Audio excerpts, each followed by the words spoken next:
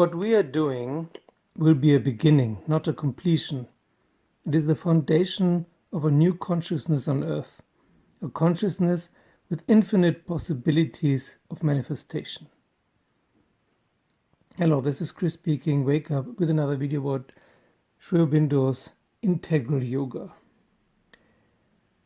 He writes in Letters of Yoga, what we are doing, if and when we succeed, will be a beginning, not a completion.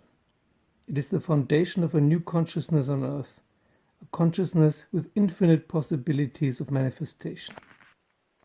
The big difference between most spiritual teachings and Sri Aurobindo's integral yoga, on the other hand, which is also similar to Meher Baba's teaching, is that the aim of the spiritual path is not mukti or nirvana, is not liberation, is not leaving the body and rising up into the divine realms. It's not realizing that everything is an illusion, everything is Brahman. These for Sri Aurobindo are not the highest stages. There are stages you travel through, but you don't stop there. The integral yoga of Sri Aurobindo has as its aim the transformation of humanity, the transformation of the world, the transformation of matter by the descent of the supramental, of the divine. Yeah? It's not about the ascent of the individual, it's about the descent of the divine, and thus eventually the ascent of the whole of humanity, of the whole of matter, out of ignorance. It's not enough to realize that there is ignorance. The aim is to rise out of ignorance, with ignorance being transformed into knowledge.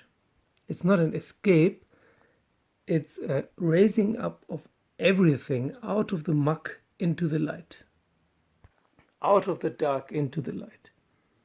The integral yoga is intended to supramentalize humanity at large. But not only that, he not even stops at humanity. It's the whole world, the whole planet Earth. It's to establish the principle of the supramental consciousness in Earth evolution. All the beings of the subtle realm, or vital realm, how Sri Aurobindo calls it, they are stuck there. They cannot change. We as humans, we have the power to travel from realm to realm, but most spiritual people use that to leave the physical realm and to travel to the vital realm or the mental realm or even the supramental realm. To exit the wheel of samskara, to leave the theater or cinema, as Chad McKenna describes it.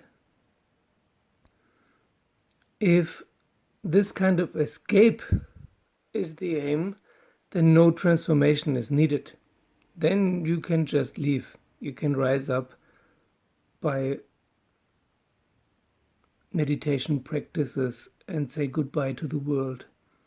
But if transformation of matter is the aim, this can only be done by the supramental, by the divine. The divine descends and lifts everything up from bottom up.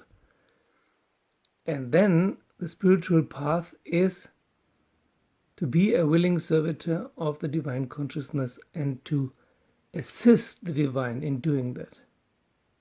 By surrender and intuition and doing what is needed, not what you think is needed, but what the divine needs. In however small a number, he writes, it doesn't really matter how many people are attempting this, as long as they do attempt it. And this might not be completed in our lifetime. Probably not, actually. But this has been started already in the early 20th century. So Sri Aurobindo and Meher Baba, they were, and some other yogis in India, and all over the world. They were the pioneers. So we don't even have to be pioneers anymore. This was 100 years ago. Now we can work with much easier labor. What has to be overcome is the opposition of the ignorance that does not want the transformation of nature. If that can be overcome, the old spiritual ideas will not form an obstacle. The old spiritual ideas are not to believe in transformation, because everything is an illusion. Mind, life, body, all ignorance, all illusion, no reality. And an illusion cannot be transformed. There's no point in transforming an illusion. So there can never be a divine life on earth. There can only be an escape into nirvana. But in the integral yoga, the divine life is the aim. That's why the main book of Sri Aurobindo is called The Life Divine. It's a spiritual, conscious life on earth, here, now. That is the aim. With all the adverse forces being converted into consciousness. And of course, we cannot do this transformation, but we can willingly participate in it. Yeah, the divine is doing it anyway, and we can participate in that or not. That is our choice. It is a great work, and we need patience for this. It is not a quick yoga that brings you to higher consciousness. It's a slow yoga, but not only does it purify and elevate your consciousness, but the consciousness of everyone, because we're all sitting in the same boat. The supramental light will do its work itself. When the supramental will stands on earth, that will decide. It will establish a perfection, a harmony, a truth creation for the rest. It will be the rest. That is all. But the whole of humanity cannot change at once.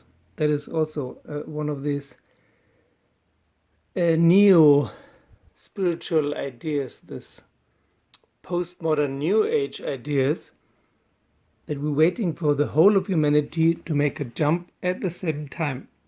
Sri Aurobindo writes, this will not be the case. What has to be done is to bring the higher consciousness down into the earth consciousness, including the human consciousness, and establish it there as a constant realizing force. Just as a mind and life have been established and embodied in matter, so to establish and embody the supramental force. That is how the new principle of evolution must necessarily work.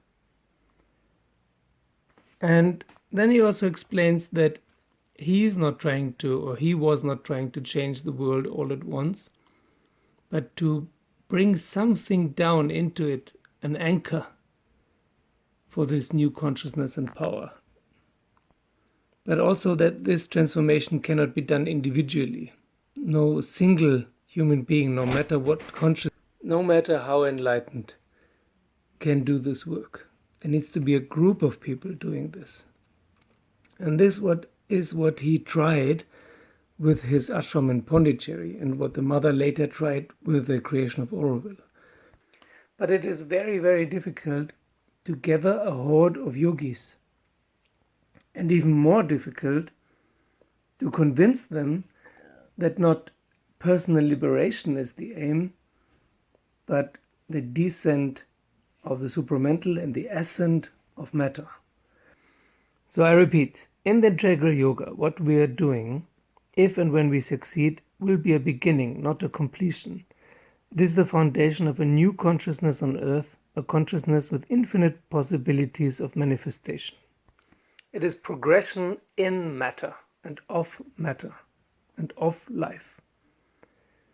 Thank you for watching. Thank you for all my Patreons. Thank you for joining me on Patreon.